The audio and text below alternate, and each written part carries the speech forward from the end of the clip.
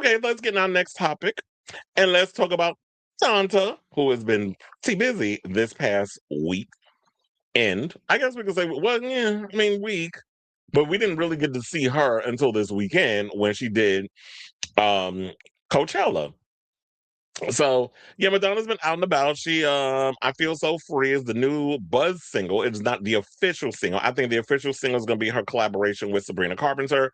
You had people out here talking about, well, she has to remain relevant. That's why she's collaborating with Sabrina Carpenter. And then there were people saying, oh, she's threatened. Sabrina's not a threat to her. That's why I said, well, who's supposed to be threatening her? Because first of all, this lady been around 4 decades, got more money than you and your faves combined, and you sitting here worrying about her being threatened by someone. Who y'all talking about? Lady Gaga? Who threatened by her and that big nose? Anybody afraid of that bitch? And my thing that's annoying, and I like Lady Gaga. I like, she has a great voice. Definitely puts on an amazing show. I told you, I've seen the Mayhem Ball 6 times. Yeah, because she did 9 shows at the Garden. I worked 6 of them, so I've seen the show 6 times. Lady Gaga is a phenomenal performer. So I don't understand why people want these two to just go back and forth. It's like anytime Madonna comes out with something, they start with the agents and stuff. She's too old. She needs to hang it up. Grandma this, grandma. You wish your grandmother looked the way she looked. You wish your grandmother could be at an anima show at Anima Anima Potato. You wish that she could be up in there dancing and having a good old time during a DJ set at Coachella. But I just don't understand why. And first of all, she had more energy than majority of you Gen Zers were there, because I was watching a lot of y'all at Coachella, and y'all are like this the whole fucking time. This is literally y'all standing there with your phone, and this is you being in the moment. I'm sitting here watching things happen through a screen instead of putting the phone down, being present, and actually allowing emotion and feeling to overtake you. I don't understand people that get so caught up in their phone, and these celebrities got to damn near rip their hair out their root to get y'all excited. Because y'all don't know what real feeling, real emotion is. And it's kind of sad though that this generation, y'all are fucking cooked. I ain't saying all of y'all, but enough of y'all. But look, Madonna was out here. She dropped the song I Feel So Free. Now it's officially available on Apple Music. Because I was listening, I was listening to something yesterday. I might have been Slater for the 50 millionth time. So apparently I went on my Apple Music, I was looking for something, and then I looked into my list of albums that I added, and it showed like the Madonna album cover of the new album over on the speaker with the purple, the what is that, fuchsia, whatever, covering of a sheet covering over her face. And it was like, wait, why is this up in here? Like, so I looked, so I pressed it and I looked, and I Feel So Free was up there. And I listened to it literally 3 times. I listened to it back to back to back because I wanted to take it all in. The music and everything else. I've heard some people say, oh, she's talking. But I said, so you didn't listen to Erotica? If you go back to her Erotica era, there's a lot of spoken word on it. So it's a callback to a lot of what she's done before, except just bringing it, modernizing what she did back in the 90s. Because y'all all out here, whether you want to accept it or not, reheating a lot of the nachos that came out in the 90s and that sort of thing, music wise. But when your younger ingenue fave does what Madonna was doing 30 some odd years ago, it's young, fresh, and new and great. But when she does it, she trying too hard. She's doing it. She's doing. I'm like, shut the fuck up. Just say you were ageist. You're just a bitter bitch, and be happy. I mean, just and just bask in that. I don't understand. I mean, like, look, if you don't like the song, then that's fine. But I just want legitimate reasons when people say, not just about her, but in general. What is the reason behind? Well, I just don't like it. That's not a good enough fucking answer for me. First of all, you can't just sit up there and say, I just don't like something for the sake of not liking it. There needs to be a reason why you don't like something. Nobody just go, because I just don't like it. That's not an answer. It's a cop out. So, with all that little rant that I just did, with all that being said, she teased the first song. The song is officially out. Like I said, I Feel So Free. Shout out to Pride Radio, because Madonna knows where her bread is buttered. She went off and went after the gays, because she knows like where she comes from, the gays and the movers and shakers of music and that sort of thing. So she went to Pride Radio, which shout out to Pride Radio, because I posted something regarding the whole thing of Pride Radio, and they actually liked my post on Twitter. So yeah, they debuted the track at 10 a.m. on Friday. And they played the song "I Feel So Free" on the hour for at least the duration of the day. She even recorded a little bit of audio for the station saying, "Hi, this is Madonna." And that's which is what she used to do back in the day when we, those of us who've been around long enough, who came up in radio and would listen to the radio. That's what they would do. They would exclusively do things to the radio. She would record her voice where she would introduce the track, whatever the case is. You have to literally, they play it every hour on the hour, at the top of the hour. And back in the day, we had to have tape recorders and all this other stuff because CDs weren't, weren't, the song wasn't accessible, whatever, yet as a single that we can go out and buy. So we literally have to be like on standby at the radio, and yeah, it'd have all that extra whatever in it. But we knew how to figure out ways of like trying to edit the tape and have it, you know, look, I was a DJ, like stitching that shit together with the whole like trying to splice the music up just enough so it's like you cut out the talking part and you edit it just to the point where you can put all your little favorite songs on that cassette tape. And basically that's how we used to roll back then. I would buy a blank tape. We used to just put our favorite songs and stuff on it and we listened to it until the album came out or whatever the case was. And that's the way it was with that song.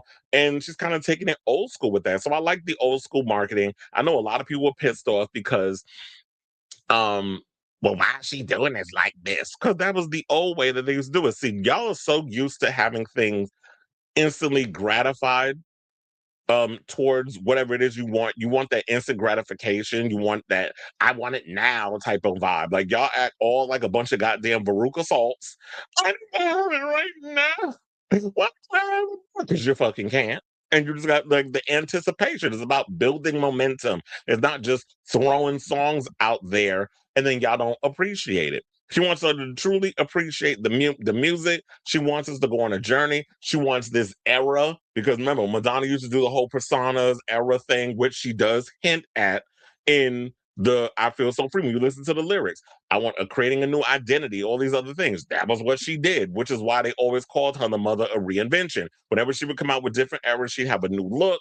She'd have a whole persona, a new character that she would play from the time it was to promote that album to the end of the tour. And when that was that, she moved on to the next thing. And that's why when you see a lot of your faves with this shit, when you go to a Beyonce concert with Renaissance or Cowboy Carter, there were errors where y'all would sit up and dress a certain way to go to her shows, whatever the case was. Same thing with Cardi B. Cardi B had her different outfits and looks and things, and I would see all the girls at her show that would show up in those different looks. A lot of that stems from like with Madonna and that sort of thing.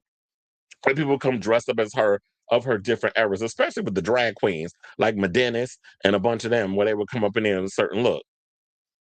So yeah. So and I should say that Lil Louis, there's a sample of his house classic French Kiss, which is in I Feel So like when it goes when you hear like the drum when it goes like when that sort of thing that piece comes from Lil Louis because child, let me tell you, French Kids used to be on my radar back in the day, and I used to listen to a lot of Lil Louis. I used to listen to a lot. Well, not used to. I still do. Frankie Knuckles, Larry Levan, a lot of those old school mixes from back in the day. Whenever Honey Dijon drop a new mix, I'm on it immediately. I heard Jodie Harsh did a DJ set out in London where she premiered the song. Anytime Jodie Harsh, live for her. Anytime she drops a DJ mix on Apple Music, oh, trust and believe, I'm definitely because I get my life, and it's definitely great music to work out to when you're there. Also, I saw that Rochelle Jordan was getting dragged on social media over some. I think it had to do with the whole Charlie XCX thing. But I mean, if I'm wrong, correct me in the comments. But here's the gag, and I love Rochelle Jordan. I love her last album, and I was listening to it again literally yesterday on my way to the gym.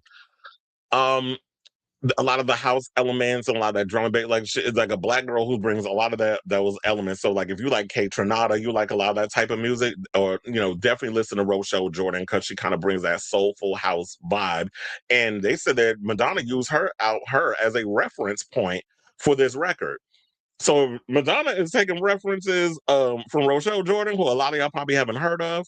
But y'all will, now that you have heard of her, I think a lot of her fans who are not familiar with that type of music, because I don't think a lot of people are as deep into the whole, as deep of a house head as I say I would be, then it'll get you interested in her music and wanting to check it out. So I hope a lot of people start to discover Rochelle Jordan, and I hope Madonna in interviews will start bringing this up if this turns out to be true from all the different things. Because with this album, a lot of us have been doing heavy research, especially for Into the Show, Robert. Have been doing heavy research. Any little thing we can find in regards to this record, we've been like digging and looking it up. And when we hear all this, I think it's just great. So now her manager is Guy Osiri, right? He mentioned that she was going to be performing at Coachella, and also, so here's what the people were saying in regards to the division of the song. I feel so free. Now, some fans on Twitter found her song uplifting and catchy, while others found it was trying too hard. One fan wrote on Reddit, "It sounds so effing good, so sensual, mysterious, but dancey at the same time. It's classic Madonna for you. Now I have high hopes all over again." Well, it's funny they said sensual. I would also call it ethereal because that's kind of like the vibe that I was getting with this record, is that I was definitely feeling like it had this whole ethereal vibe to it. And then someone else went on to say, I think she's wearing grills for sure, but it makes her sound more vulnerable. It's giving drunk girl at the club. Well, here's the thing, Madonna, I love you, but get rid of them damn grills. I don't like the fact that you got them grills around. You sound stupid. First of all, it's hard to even enunciate your words when you have them in your mouth. I understand you trying to play it cute with the young people, and I think that's the part that comes across as cringe, which give validation to a lot of the ages on social media who make these comments. If you want to go up and live your best life at the club and dance around like you 25 years old in a 67-year-old body, especially when you almost died, you go ahead and do that. But when you start incorporating certain things, it's like, sis, you look dumb with that. She looks stupid with the grills in her mouth. So take them out. And I don't care how many black people you hang around. So um, then it was about how she gets personal in the lyrics, saying, "It's really hard for me to trust people. Can you blame me? Safety in numbers is dangerous with just one person. That's not a nice feeling. But out here on the dance floor, I feel so free," which is like literally which is the lyrics and stuff of the song, which is definitely true. And now I know a lot of people like, "Well, I don't like the song," but like I said, this song is very much about setting the mood. It's an underground dance track. It's something that is going to be played in the clubs. And I have to say, you know what when my mind immediately, because I'm a visual person, I was imagining like the video, like giving very much. Remember at the end of Justify My Love when Madonna's walking down the hallway covering her boobs and she's doing a little running and doing all this stuff. Like that's what I was feeling like when I was listening to that. Like I'm covering my fake breasts with a robe and my blonde, wig on, the same tight ass dry one that RuPaul been wearing this whole goddamn season on Drag Race, and then just running down the hallway, just living my life. That's what it's giving, like going down the hallway of like the corridor of a club, like a dark hallway, and then it's like one little dim red light, and you about to head to the door, very much like Blade. Scarce, whatever the fuck she said. And then they open the door and you go into the club and it's like people are dancing and it's sweaty and they're all sexual and euphoric. Like that's the vibe that it gave me with this song. So I'm living for it. Now, in regards to the whole wait, what else did they say in here? So oh yeah, so also a guy Osir, because I did repost his video of him talking about Madonna and Coachella 20 years ago, which she did talk about with Sabrina. He said 20 years ago, Madonna played Coachella 2006. Major pop artists back then did not play Coachella, which was true. There was a lot of DJs and there was a lot of alternative acts until she performed there, where he actually recommended to Paul Tollett, I almost called him Toilet, Paul Tollett, who was the founder of Coachella. He was like, um, what if we get Madonna to perform? And what if we get her to do the Sahara tent instead of the main stage? Which I think the Sahara tent is the same tent that Nine Inch Noise played their show at, because I was watching their show last night. I was gonna watch the Labyrinth one, but it came on at the same time as Nine Inch Noise, and I missed it the first week. So I was like, "Oh, sorry, sir. I know you going through it right now with your label and all this other stuff. You've been on social media bitching, but I had to give it. I had to give it to Trent and them, and his wife Mara Queen and the rest of them over there. So sorry if you pop up again, I'll catch it. But I had to give it to Nine Inch Noise. So we're all looking for Confessions Part 2 and all that good stuff. And one of the things that I will say, okay, so now at this point, let's get into Sabrina. So Sabrina did her show, second week, of her Coachella set. I had it on in the background. First of all, I had it on two different channels. On my TV, I had Slater, because I had to watch her again, even though I saw the first video, the first show. Slater came on around the same time as Sabrina. So I literally had Slater on the TV and I had Sabrina on the phone because I had a plan. I was like, when Madonna comes on stage, I'm going to screen record it and I'm going to upload it. So if you haven't seen the full performance, whatever, it's on my Facebook page. And it's the only way I got away with it because if I post it on YouTube, they've had it copyright, whatever, whatever. And so I posted it on there. And so Sabrina's doing her performance, and then Vogue music comes on, and they're all getting in their positions. And then Madonna comes on the riser, snapping. There were people that were upset somehow that they felt gypped because Madonna was lip syncing. She was partially lip syncing because when she forgot to put the mic to her mouth when she had to say strike a pose. I watched that video enough times where I noticed she was messing up, but I realized she's a little rusty because it's been a minute since the last tour that Madonna's gotten on stage. Once she gets out there and is ready to start touring again, trust and believe her show is going to be top notch and everything's going to be tighter. But she did seem like she was stumbling a little bit, that she was a little nervous. She definitely was holding on to that dancer for dear life when she was coming down them steps. I did notice that because I'm like, yeah, you don't want them 67-year-old bones breaking anymore. Remember, because when the Confessions first part one came out, she already was going through it with broken bones, falling off the horse and all that other stuff. So we don't need a repeat. Let's just repeat the dance era. We don't want to repeat the injuries that came with that. So she comes out, she performs Vogue, her and Sabrina. And then, it's Madonna and Sabrina. I love changing people's names when I like them. And so, the rumors turn out to be true because there was rumors that was swirling for the past couple of days. It's funny how Page Six said it was a surprise. I'm like, a surprise to who? Because we all knew. So maybe it was a surprise to you because you wasn't paying attention. But those of us who've been out here sleuthing, we knew since like Wednesday that she was going to, maybe even earlier than that, that Madonna was going to be performing for Sabrina's Day, and it was confirmed. The sleuths even picked it up when they were like, "Oh, 10 extra minutes was added to the Sabrina show," because people time everything. So we were like, "Oh, yep, she's definitely making it," and it makes sense because they have a song together. They have a song together, so then there's that. Well, I don't know what to do because I don't know why this thing keeps freezing at this point. It's annoying.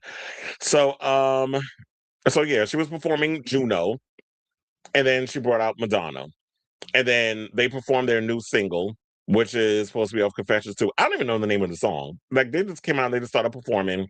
And then Madonna goes into this speech talking about 20 years ago. She performed at Coachella, where she was in the dance tent. And then that was the first time she performed Confessions on the dance floor in America and how it was a thrill.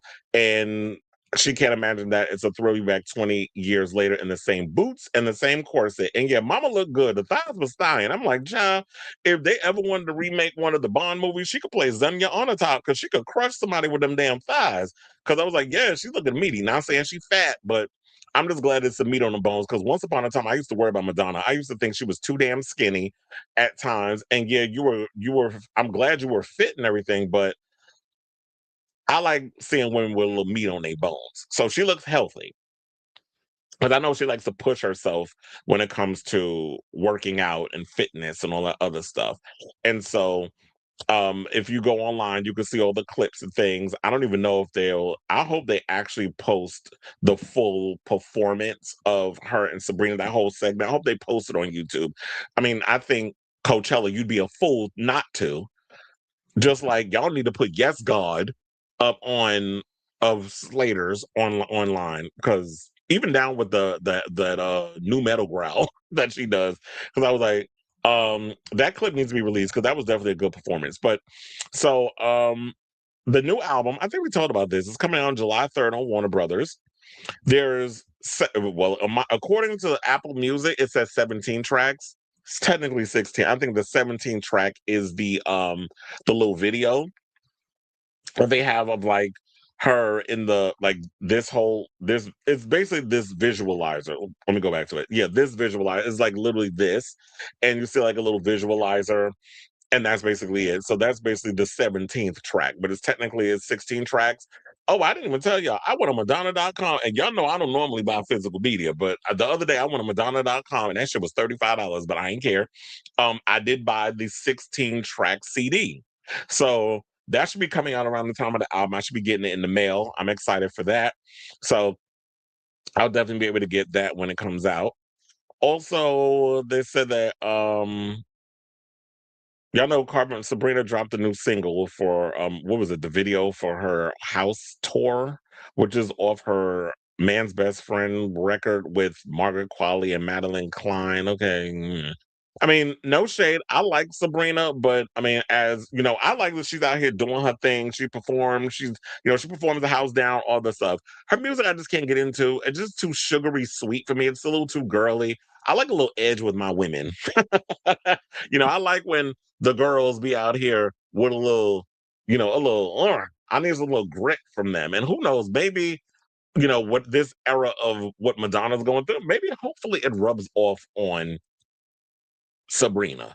But overall, I don't think I have anything else to pretty much add to the story except the fact that I enjoyed seeing Madonna out there. I'm glad that she's out here having a good time, living her best life. She was out here enjoying DJ sets because I already said at the end of the day, people want to talk about, oh, she's trying too hard to remain relevant in the clubs. And this, that. I said, Madonna is from the clubs. If you want to take it back to the days of Danceteria and the Roxy and a lot of those nightclubs in the 80s, do y'all fucking research before y'all run around here talking about somebody's trying too damn hard. Now, if she was trying too hard, what she could have did was just, what's the latest trend that everybody's jumping on? Madonna could have did a fucking hyperpop album or whatever the case was and be done with it. But y'all would have called her, she trying too hard. But even though she's dabbled a bit in hyperpop because she has worked with Sophie in the past, but she's out here being like, you know what? I want to do a house break. And she told us she was going to do that when she did that. What was that for? Was it Vanity Fair? One of those things where it was the 50 question thing. And it was like, what's the next genre of music you would like to revisit, whatever case is or something. And she said house music. And so she kept her word. That's what she was going to do. And I'm glad that that's what she stuck with because as a house head, that's what we want right now. I just feel like in this day and time which we're going through. And I did love, even though a lot of people turned off from it, I did like her little astrology bit that she went in on because I am a fan of astrology. I like all that stuff. So I wasn't upset by some of the stuff she was saying regarding astrology because I'm always into that, especially being a Virgo, when I always bring up little astrology isms when I'm on the show. So I wasn't bothered by what she said. But I'm definitely looking to hear the rest of this album. I'm looking forward to what else she's got to bring from it. Music videos. Hopefully, we'll be getting that this week coming up because we should have gotten the music video by now. But from word on the street is that she wasn't happy with the video, so reshoots are imminent, and maybe she wants to add a couple little extra things in it. And if Warner Brothers is footing the bill, okay. I mean, shit. If they were like, "Nah, we're not putting no more money behind it," then Madonna, you better dig into your war chest and do it. I mean, there's been many artists that do that when he was there on coin. So yeah, I'll definitely, as this era progresses, we definitely gonna be continuously talking about it. And like I said before, I might even do like a listening party for the album when as soon as it approaches July 3rd, which is when the album comes out. So I say all this to say, what do you guys think of this story regarding Donda and her recent stint at Coachella? Did you enjoy what you saw? Was she coming across as a tryhard? Does her old ass need to hang it up?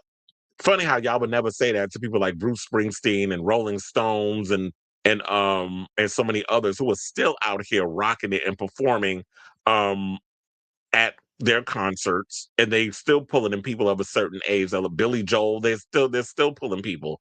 Like we got Fish, we got Rush, we got all these older artists. I mean, these older bands that are still out here that's still performing, and y'all don't say that. But the minute a woman gets out here and performs and likes to look sexy and provocative, because pop stars are not allowed to, age or whatever the case is, even though we're all going to age one day if we actually get to live long enough, then y'all still be out here with a whole attitude. So continue to be bitter because Miss Mamas is not ever going to stop. And like she said, the most controversial thing she's ever had to do was stick around, and it's literally of bothering y'all. So let me know what you guys think of this story in the comments down below.